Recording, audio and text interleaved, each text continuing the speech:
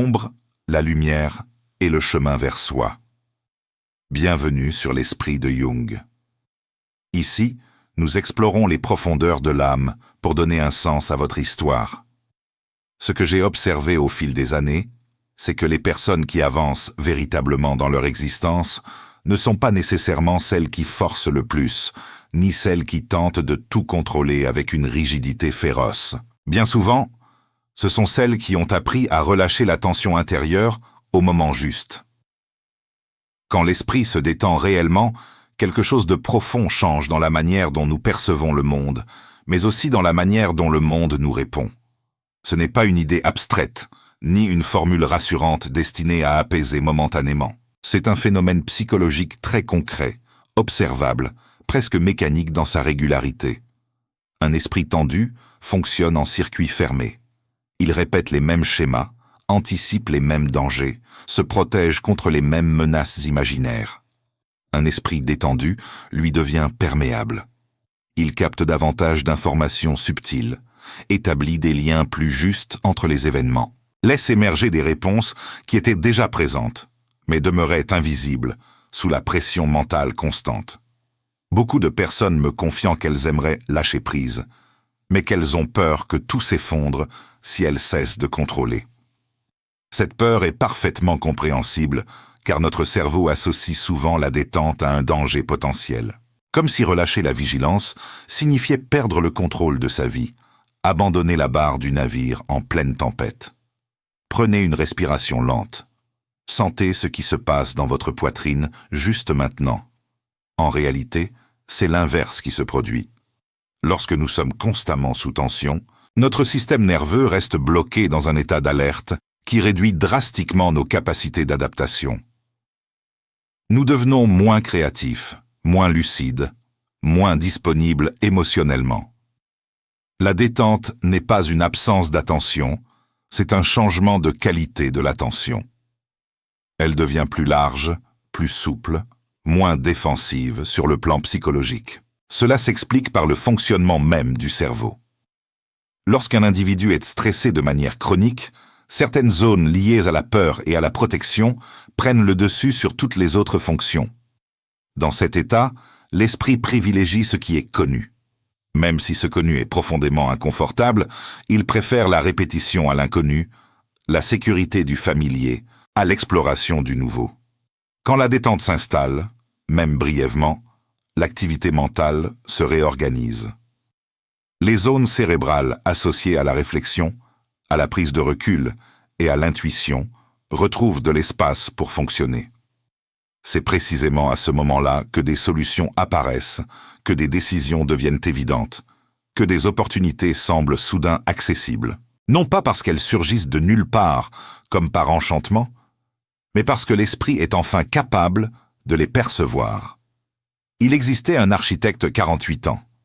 Chaque projet important déclenchait chez lui la même contraction au niveau du plexus solaire, une sensation sourde, familière, qu'il attribuait à l'excitation professionnelle. Pendant 15 ans, il avait considéré cette tension comme le prix à payer pour l'excellence. Un dimanche matin, alors qu'il préparait une présentation majeure, la contraction est devenue si intense qu'il a dû s'arrêter. Il s'est assis à poser la main sur son ventre et pour la première fois, il a vraiment écouté ce que son corps lui disait. Ce n'était pas de l'excitation, c'était de la peur, une peur ancienne de ne pas être à la hauteur, de décevoir, de perdre sa crédibilité. Au lieu de continuer à forcer, il a pris le temps de respirer, simplement respirer. Les heures qui ont suivi ont été étrangement différentes. Sa présentation s'est construite avec une fluidité qu'il n'avait jamais connue. Les idées venaient sans effort. 6 mois plus tard, il me confiait que cette simple reconnaissance avait transformé sa manière de travailler. La tension n'avait pas disparu complètement, mais elle n'était plus son mode de fonctionnement par défaut. Ce que son corps savait avant que son esprit ne l'accepte. La performance n'est pas de la crispation, mais de la présence juste. Il est essentiel de comprendre que se détendre ne signifie pas attendre passivement que les choses arrivent. Il s'agit plutôt de créer un état intérieur qui permette aux événements positifs de circuler librement. Beaucoup de blocages que nous attribuons au hasard ou aux circonstances défavorables sont en réalité des blocages perceptifs, des filtres que notre propre esprit a installés. L'esprit tendu filtre le réel de manière étroite. Il élimine automatiquement ce qui ne correspond pas à ses peurs ou à ses scénarios internes prédéfinis. Lorsque cette tension diminue, le filtre s'assouplit. Des rencontres prennent sous-sens, des idées émergent naturellement, des choix deviennent plus clairs. On a alors l'impression que la vie devient plus fluide, alors qu'en réalité, c'est notre relation à elle. Qui a changé? Ce qui me frappe toujours, c'est à quel point les personnes sous-estiment l'impact quotidien et cumulatif de la tension mentale. Elles pensent que tant qu'elles continuent d'avancer, de réfléchir, de planifier, tout ira bien. Mais cette accumulation de pression intérieure finit par épuiser les ressources psychiques. La détente, au contraire, agit comme une régénération silencieuse. Elle restaure l'équilibre émotionnel. Elle permet à l'esprit de retrouver sa capacité naturelle d'autorégulation. Et dans cet état précis, ce que l'on appelle communément le bon. Les bonnes décisions, les bonnes rencontres, les bonnes opportunités a beaucoup plus de chances d'apparaître. Non pas par magie, non pas par intervention divine, mais parce que l'esprit est enfin prêt à les accueillir, à les reconnaître, à y répondre adéquatement. Jusqu'ici, nous avons exploré comment la détente transforme notre perception en libérant l'esprit de ses circuits fermés. Dans la vie réelle, cela se manifeste quand une décision qui semblait impossible devient soudain évidente après une nuit de sommeil réparateur. Mais il y a quelque chose dont nous n'avons pas encore parlé. Comment cet état intérieur modifie-t-il notre capacité même à créer notre avenir? Une autre chose essentielle que j'ai pu constater au fil de ma pratique, c'est que la détente n'est pas seulement un état émotionnel agréable, mais un véritable levier de transformation intérieure. Beaucoup de personnes cherchent à améliorer leur vie en changeant uniquement leurs actions extérieures, leur organisation, leurs objectifs, leurs stratégies. Elles oublient que la qualité de leur état mental influence directement la portée de chacune de ces actions. Deux personnes peuvent poser exactement le même geste, faire le même choix, suivre la même méthode, mais obtenir des résultats radicalement différents selon l'état intérieur dans lequel ce geste est posé. Un esprit crispé agit souvent dans l'urgence, dans la peur de manquer, dans la volonté de se protéger coûte que coûte. Un esprit détendu agit avec plus de justesse, de cohérence et de discernement naturel. Quand quelqu'un me dit qu'il a l'impression que rien de bon n'arrive jamais dans sa vie, je ne cherche pas d'abord ce qui manque à l'extérieur, les opportunités, les relations, les ressources. J'observe plutôt la manière dont cette personne habite ses pensées au quotidien. Très souvent, son esprit est saturé par des anticipations négatives, des scénarios d'échecs répétés mentalement, une vigilance excessive qui épuise. Ce type de fonctionnement mental consomme énormément d'énergie psychique et laisse très peu de place à l'ouverture, à la spontanéité, à l'inattendu.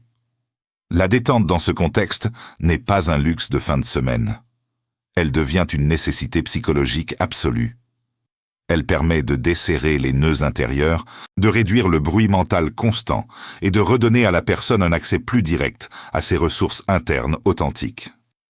Faites une pause. Maintenant, posez votre main sur votre ventre. Respirez profondément 3 fois. Ne cherchez pas à analyser.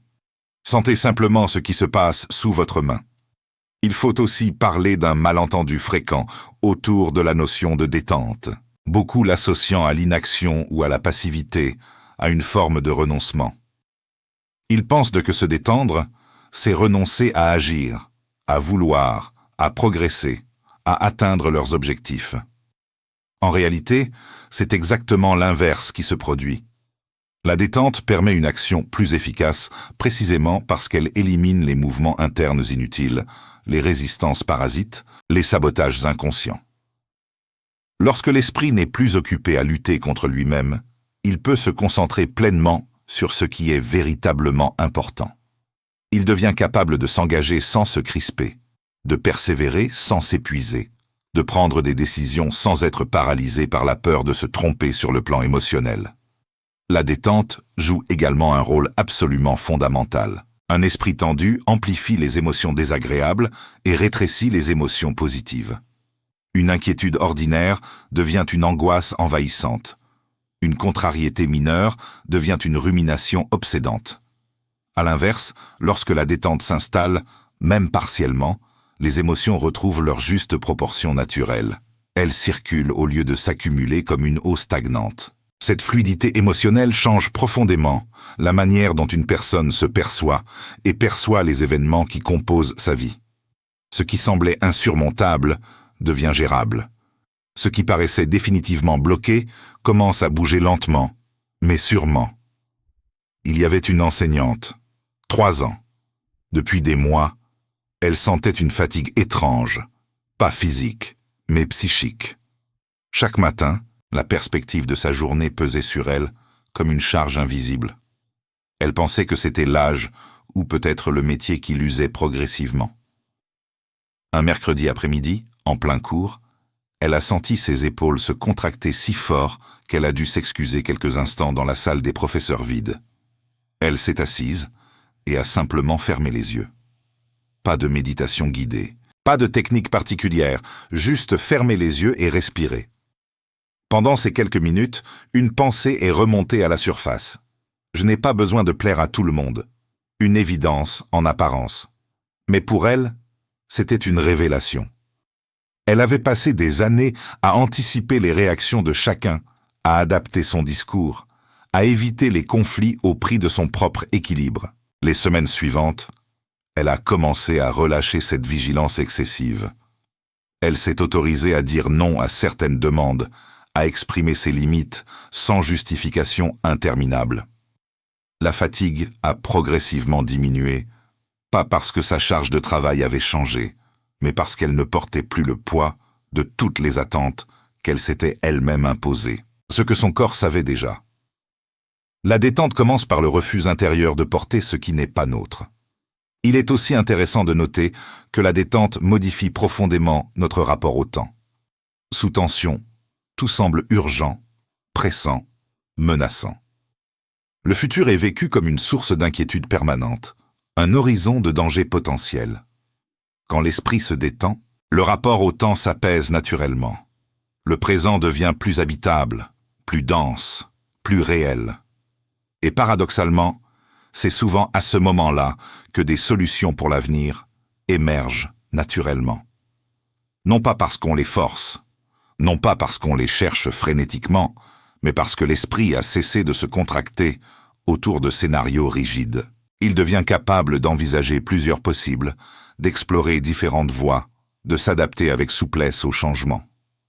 Ce que j'essaie souvent de transmettre, c'est cette idée simple mais essentielle. Se détendre, ce n'est pas renoncer à sa vie. C'est lui permettre de respirer pleinement. C'est offrir à l'esprit un espace où le bon peut apparaître sans être immédiatement filtré par la peur, le doute ou le contrôle excessif qui nous caractérise si souvent. Lorsque cet espace existe, même brièvement, même de manière imparfaite, il devient un point d'appui intérieur solide. Avec le temps, ces moments de détente s'allongent, s'approfondissent et finissent par transformer durablement la manière dont une personne avance dans sa vie quotidienne. Il y a un point souvent négligé quand on parle de détente, c'est son lien direct et puissant avec la clarté mentale. Beaucoup de personnes croient qu'elles manquent de lucidité, qu'elles ne savent pas ce qu'elles veulent réellement ou qu'elles prennent de mauvaises décisions par manque d'intelligence ou de volonté. En réalité, ce qui fait défaut le plus souvent, ce n'est pas la capacité de comprendre, mais l'espace intérieur nécessaire pour que cette compréhension puisse émerger librement.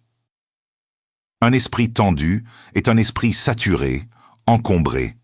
Il est constamment occupé à gérer des menaces imaginées, des obligations internes, des pressions auto-imposées qui ne reposent sur aucune réalité objective. Et dans cet état, même les idées les plus simples deviennent confuses, embrouillées, inaccessibles. Lorsque la détente s'installe, un phénomène très particulier se produit presque magique dans sa simplicité. Les pensées cessent de se bousculer comme une foule dans un couloir étroit. Elles deviennent plus espacées, plus lisibles, plus distinctes les unes des autres. Ce n'est pas que l'on pense moins, mais que l'on pense mieux, plus justement. Les priorités se clarifient sans effort conscient. Des choix qui semblaient d'une complexité insurmontable deviennent évidents. Et cette clarté n'est pas intellectuelle au sens strict du terme. Elle est ressentie dans le corps. On sait intérieurement ce qui est juste ou non, sans pouvoir toujours l'expliquer rationnellement. Cette sensation de justesse est un indicateur psychologique extrêmement fiable, mais elle n'est accessible que lorsque le niveau de tension interne baisse suffisamment. Respirez maintenant. 3 respirations profondes.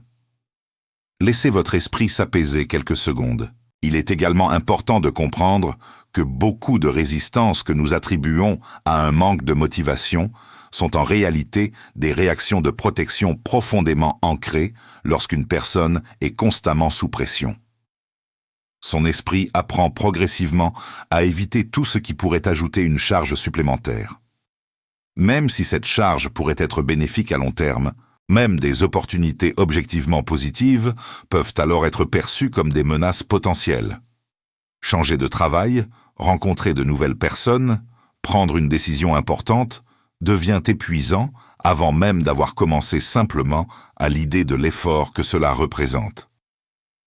La détente modifie profondément ce rapport. Elle signale au système nerveux que le danger immédiat est absent, que l'environnement est relativement sûr. Dans cet état, l'esprit devient naturellement plus disposé à explorer, à tenter, à s'ouvrir à l'inconnu sans panique préalable. Un autre aspect fondamental concerne la relation à soi-même. Un esprit tendu entretient souvent un dialogue intérieur dur, exigeant, parfois même franchement hostile. Il y a une pression constante pour être à la hauteur, pour ne pas échouer, pour répondre à des standards souvent complètement irréaliste. Cette pression interne finit par créer une fatigue profonde, parfois invisible de l'extérieur, mais très réelle dans son impact. La détente adoucit progressivement ce dialogue. Elle ne supprime pas les exigences légitimes, mais elle les rend plus humaines, plus compassionnées. On passe d'une logique de contrainte brutale à une logique de coopération intérieure, et ce changement modifie profondément l'énergie avec laquelle une personne avance dans sa vie. Sur le plan relationnel, les effets sont tout aussi marquants et parfois même plus visibles. Une personne tendue écoute moins bien, interprète plus rapidement, réagit plus vivement. Elle est souvent sur la défensive, même sans s'en rendre compte consciemment. Lorsque l'esprit se détend, l'écoute devient plus fine, plus ouverte, plus généreuse. Les échanges gagnent en qualité profonde. Les malentendus diminuent de manière significative. Et très souvent, ce sont précisément ces micro-changements relationnels qui déclenchent des dynamiques positives beaucoup plus larges.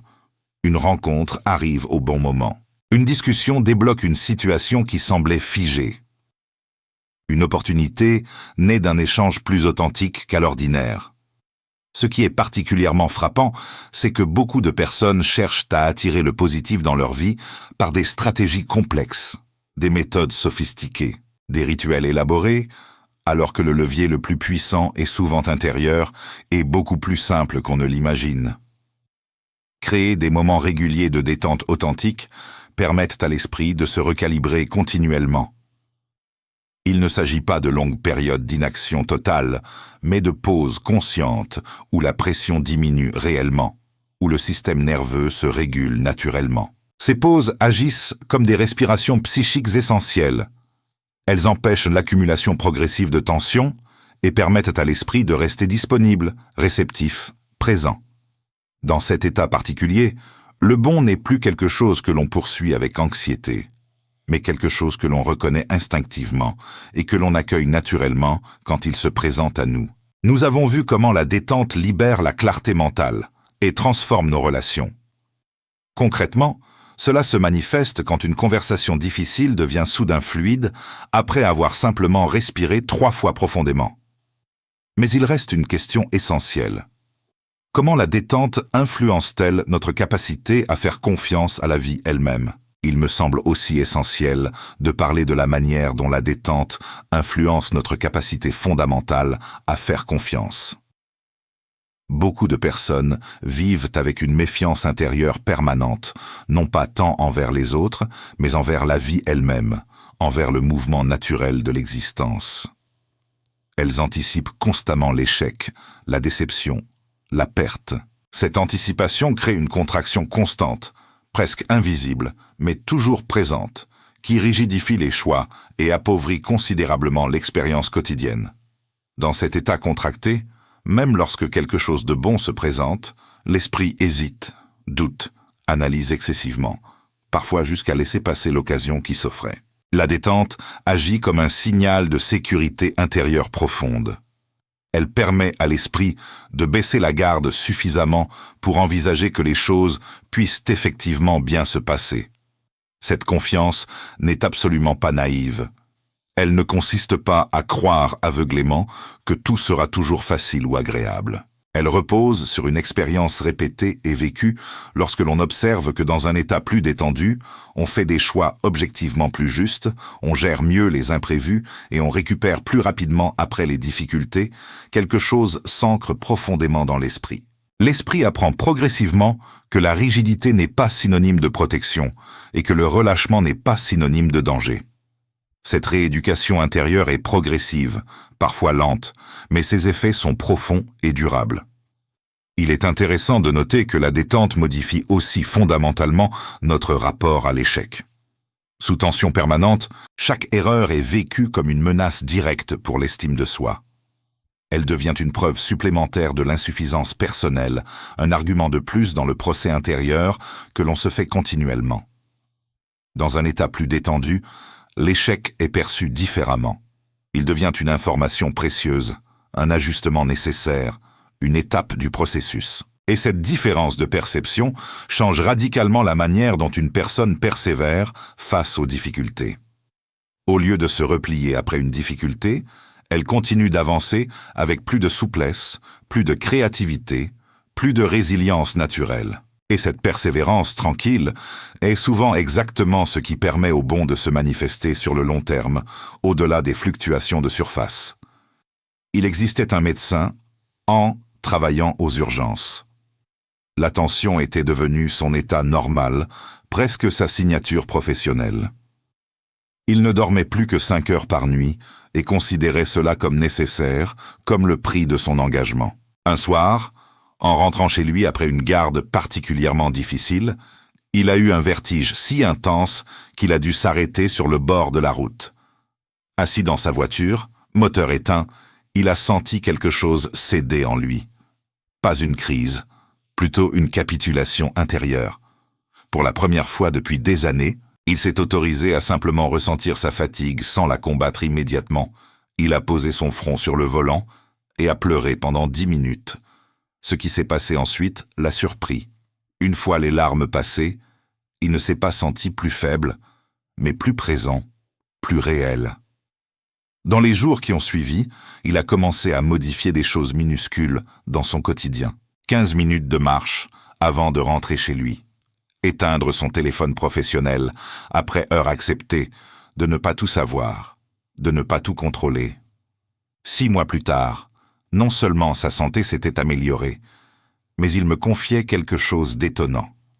Ses diagnostics étaient devenus plus précis, comme si en relâchant la pression constante, son intuition médicale avait retrouvé de l'espace pour fonctionner correctement, ce que son corps lui enseignait. La performance véritable, ne pas de l'épuisement, mais de la présence juste à ce qui est. La détente joue également un rôle absolument fondamental dans la créativité comprise au sens large.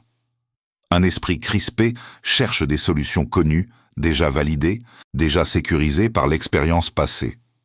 Il a du mal à sortir des schémas habituels, des sentiers battus de la pensée. À l'inverse, lorsque la pression diminue, l'esprit devient naturellement plus associatif, plus joueur Il établit des liens inattendus entre des éléments apparemment sans rapport. Il combine des idées de manière nouvelle. Il ose des approches inédites, sans être immédiatement paralysé par la peur de l'échec. Ce processus créatif n'est absolument pas réservé aux artistes ou aux penseurs professionnels. Il concerne aussi les décisions de la vie quotidienne, la manière de résoudre un conflit familial, d'organiser son temps de manière plus harmonieuse, de réorienter sa trajectoire professionnelle quand elle ne fait plus sens.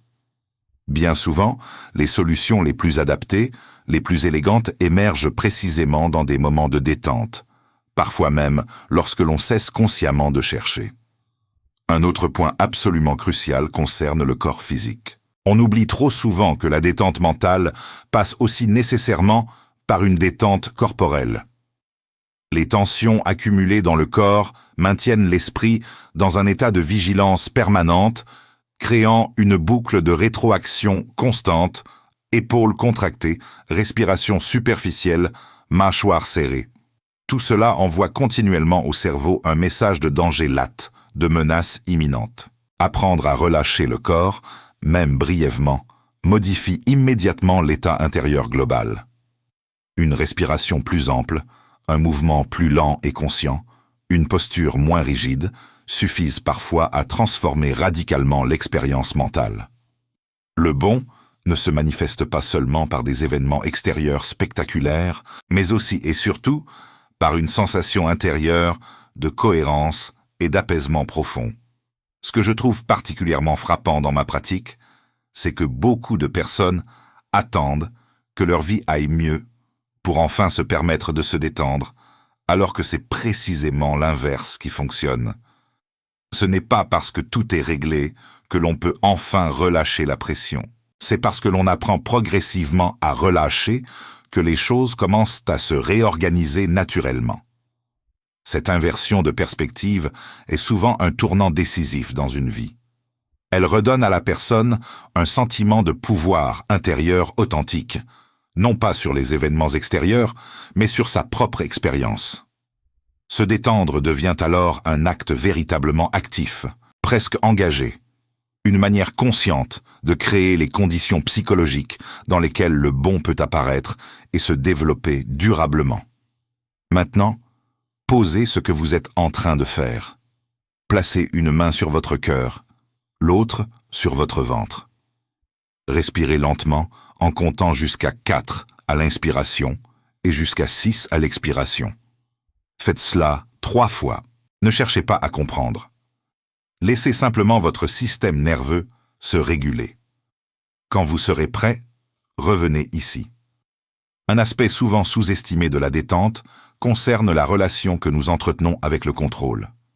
Beaucoup de personnes vivent avec l'idée implicite rarement questionnée que tout doit être maîtrisé, anticipé, sécurisé à l'avance. Cette posture intérieure crée une tension absolument constante, car la réalité ne se laisse jamais totalement contrôler, jamais complètement prévoir.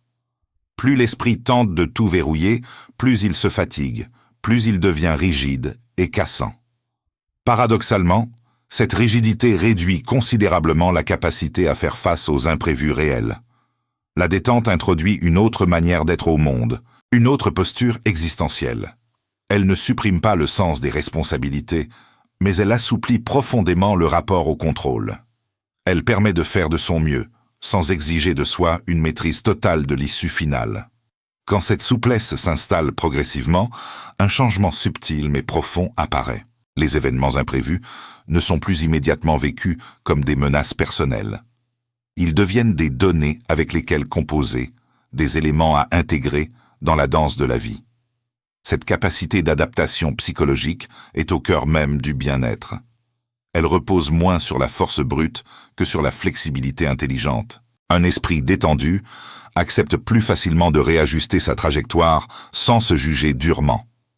Et cette capacité à ajuster plutôt qu'à résister augmente considérablement les chances de voir émerger des issues positives, même dans des situations difficiles. Il y a également un lien direct et puissant entre détente et intuition. L'intuition n'est pas quelque chose de mystérieux ou d'irrationnel comme on le croit souvent. Elle correspond à une forme de synthèse extrêmement rapide de multiples informations que l'esprit conscient n'a pas le temps d'analyser une par une. Lorsque l'esprit est saturé ou tendu, cette synthèse intuitive devient complètement inaccessible. Le bruit mental permanent couvre les signaux plus fins, plus subtils. À l'inverse, dans un état authentique de détente, ces signaux deviennent soudainement perceptibles. Une impression claire, une évidence tranquille, une sensation de justesse émerge naturellement. Beaucoup de décisions importantes se prennent ainsi, non pas sur un raisonnement long et laborieux, mais sur une compréhension globale et calme qui semble venir d'ailleurs, mais qui est en réalité le fruit d'un traitement inconscient extrêmement sophistiqué.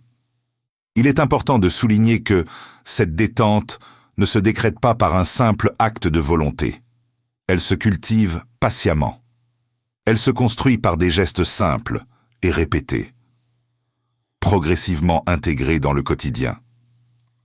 Ralentir volontairement certains moments de la journée, accorder une attention bienveillante à la respiration. Réduire consciemment l'exposition aux sollicitations constantes. Tout cela contribue progressivement à diminuer la charge mentale globale. Ces pratiques peuvent sembler modestes, presque dérisoires, mais leurs effets cumulatifs sont absolument considérables sur le long terme. Elles créent un terrain intérieur plus stable, plus accueillant pour tout ce qui est véritablement bénéfique. On observe aussi que la détente modifie profondément la manière dont une personne interprète les signes de la vie quotidienne. Dans un état tendu, l'esprit cherche constamment des preuves que quelque chose ne va pas, que le danger approche. Il confirme systématiquement ses peurs les plus profondes, créant un cercle vicieux dans un état plus apaisé. L'esprit devient naturellement plus neutre, plus ouvert à différentes lectures possibles de la réalité. Il repère plus facilement ce qui fonctionne, ce qui soutient, ce qui nourrit. Cette orientation perceptive influence directement l'expérience vécue au quotidien. Le bon n'est pas seulement ce qui arrive objectivement, mais aussi et surtout ce que l'on reconnaît comme tel, ce que l'on accueille comme bénéfique. Enfin, il me paraît essentiel de rappeler que se détendre est un apprentissage progressif, une compétence qui se développe avec le temps. Il ne s'agit absolument pas d'atteindre un état permanent de calme absolu, ce qui serait d'ailleurs impossible et même indésirable. Il s'agit plutôt de développer une capacité réelle à revenir à cet état lorsque la tension apparaît inévitablement, et chaque retour conscient à la détente renforce une forme de confiance intérieure, une assurance tranquille. Avec le temps, cette confiance devient un socle solide. Elle permet de traverser les périodes plus difficiles sans perdre l'équilibre global, sans s'effondrer complètement. Dans ce contexte particulier, ce que l'on appelle le bon n'est plus perçu comme quelque chose de fragile ou d'aléatoire, dépendant uniquement du hasard ou de circonstances favorables. Il devient une conséquence naturelle d'un esprit plus libre, plus disponible et plus profondément aligné avec lui-même. Il y a également une dimension temporelle importante dans la détente que l'on oublie trop souvent. Beaucoup de personnes vivent projetées en permanence vers l'avenir, cherchant constamment à anticiper, à prévoir, à se rassurer par une planification excessive. Cette projection constante crée une tension sourde, mais permanente. Car l'avenir reste, par définition fondamentalement incertain. L'esprit s'épuise littéralement à tenter de résoudre des problèmes qui n'existent pas encore, qui n'existeront peu, être jamais. La détente ramène naturellement l'attention vers l'instant présent, non pas de manière abstraite ou conceptuelle, mais de manière concrète et incarnée. Elles permettent à l'esprit de s'ancrer véritablement dans ce qui est réellement là maintenant, plutôt que dans ce qui pourrait hypothétiquement arriver. Cet ancrage dans le présent a des effets absolument profonds sur l'équilibre psychique global. Lorsqu'une personne habite davantage le présent, elle perçoit beaucoup mieux ses besoins réels, ses limites authentiques, ses ressources disponibles. Elle cesse de fonctionner uniquement sur des injonctions internes ou des scénarios imaginés qui n'ont aucune réalité tangible. Cette présence authentique favorise des choix beaucoup plus ajustés, plus respectueux de soi. Et ce respect profond de soi est souvent la condition silencieuse, mais absolument nécessaire pour que des expériences positives puissent se développer durablement. Un esprit constamment tourné vers l'avenir agit souvent contre lui-même, se sabotant inconsciemment. Un esprit présent agit avec beaucoup plus de justesse naturelle. Il faut aussi évoquer la question de l'habituation progressive. Sous tension chronique prolongée, l'organisme s'habitue progressivement à un niveau élevé de stress et finit par le considérer comme normal, comme l'état de base. Lorsque la détente apparaît enfin, elle peut alors sembler étrange, inhabituelle, voire même inconfortable. Dans un premier temps, et certaines personnes me confient qu'elles ne savent tout simplement pas rester calmes, que le silence les met profondément mal à l'aise. Ce phénomène est extrêmement courant. Il ne signifie absolument pas que la détente est inadaptée ou contre nature, mais simplement que le système nerveux doit se réajuster progressivement. Accepter pleinement cette phase de transition est absolument essentiel. Avec le temps et la répétition, la détente cesse d'être perçue comme une anomalie inquiétante et devient un état familier. Rassurant, recherchez activement. Prenez 3 respirations lentes maintenant. Sentez l'air entrer par votre nez, descendre dans vos poumons, puis remonter 3 fois. Rien d'autre à faire que cela. La détente joue également un rôle absolument clé dans la capacité à apprendre véritablement de l'expérience vécue. Un esprit KRP interprète les événements de manière systématiquement défensive. Il cherche constamment à confirmer ses croyances préexistantes, à éviter toute remise en question qui pourrait être déstabilisante. Dans un état plus détendu, l'esprit devient naturellement curieux, ouvert, exploratoire. Il observe sans juger immédiatement. Il analyse sans se condamner excessivement. Cette posture favorise un apprentissage réel et profond. Les erreurs deviennent des sources précieuses d'informations plutôt que des preuves d'échec personnels. Les réussites deviennent des repères utiles, non des obligations impossibles à maintenir à tout prix. Cette capacité d'apprentissage continu augmente considérablement la résilience psychologique et ouvre progressivement la voie à des évolutions positives sur le plan existentiel. Se détendre vient aussi inévitablement à accepter une part irréductible d'incertitude dans l'existence.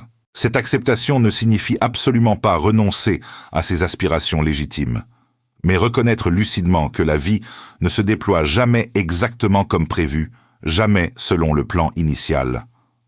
Lorsque cette réalité est pleinement intégrée, acceptée sans résistance inutile, la lutte intérieure diminue considérablement. L'énergie auparavant consacrée à résister vinement à ce qui est peut alors être consciemment investie dans ce qui est véritablement possible, dans ce qui peut effectivement être transformé.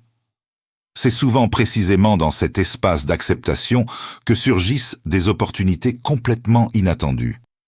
Non pas parce qu'elles sont magiquement provoquées par notre acceptation, mais parce que l'esprit est enfin suffisamment ouvert pour les percevoir et les saisir quand elles se présentent naturellement. Au fond, la détente n'est vraiment pas une simple parenthèse de repos occasionnel. Elle constitue un mode de relation fondamentalement différent à soi et au monde. Elle transforme en profondeur la manière dont les événements sont vécus, interprétés et progressivement intégrés dans notre histoire personnelle. Progressivement, patiemment, elle installe une confiance calme, une stabilité intérieure authentique qui ne dépend pas uniquement des circonstances extérieures favorables. Dans cet état particulier, ce que l'on appelle le bon cesse d'être un objectif lointain et angoissant. Il devient une conséquence naturelle d'un esprit plus présent, plus souple et plus disponible à ce que la vie a constamment à offrir. Il me paraît important à ce stade de souligner clairement que la détente n'est absolument pas une fuite face aux responsabilités ou aux difficultés inévitables de la vie. Au contraire, elle permet d'y faire face avec beaucoup plus de solidité intérieure véritable. Lorsque l'esprit est constamment tendu, chaque contrainte devient un poids supplémentaire difficile à porter. La fatigue psychique s'accumule insidieusement et finit par altérer profondément le discernement, le jugement, la capacité de décision. Dans cet état d'épuisement, même des choix objectivement simples peuvent sembler lourds ou menaçants. La détente, elle restaure progressivement une forme de stabilité intérieure qui rend les défis beaucoup plus supportables. On ne les nie pas, on ne les minimise pas, mais on cesse de les amplifier démesurément intérieurement. Ce qui change profondément avec cette stabilité retrouvée, c'est la manière dont une personne se positionne face aux événements qui la concernent. Au lieu de réagir immédiatement, automatiquement, elle gagne un espace intérieur précieux. Cet espace permet de répondre consciemment plutôt que de subir passivement. Il ne s'agit pas de contrôler mécaniquement chaque pensée ou chaque émotion, ce qui serait épuisant et contre-productif, mais de ne plus être entièrement gouverné par elle comme par des forces aveugles. Cette distance intérieure salvatrice est l'un des signes les plus clairs et les plus fiables d'un esprit véritablement détendu.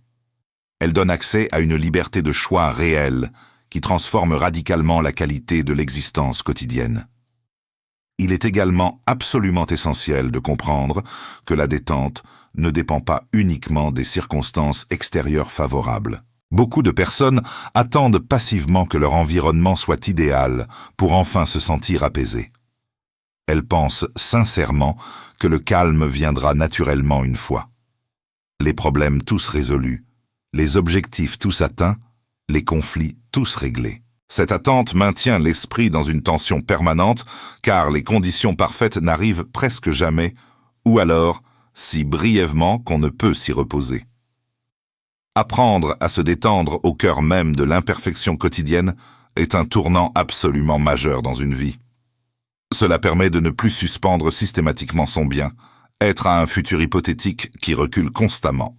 Dans cette perspective transformée, la détente devient une véritable compétence intérieure qui se développe consciemment par l'attention bienveillante portée aux signaux du corps, par la reconnaissance lucide de ses propres limites, par la capacité à ralentir volontairement lorsque l'accélération devient excessive et dangereuse. Cette compétence précieuse ne supprime évidemment pas les périodes difficiles qui font partie de toute vie, mais elle empêche qu'elles envahissent absolument tout l'espace psychique disponible, qu'elles colonisent toute la conscience.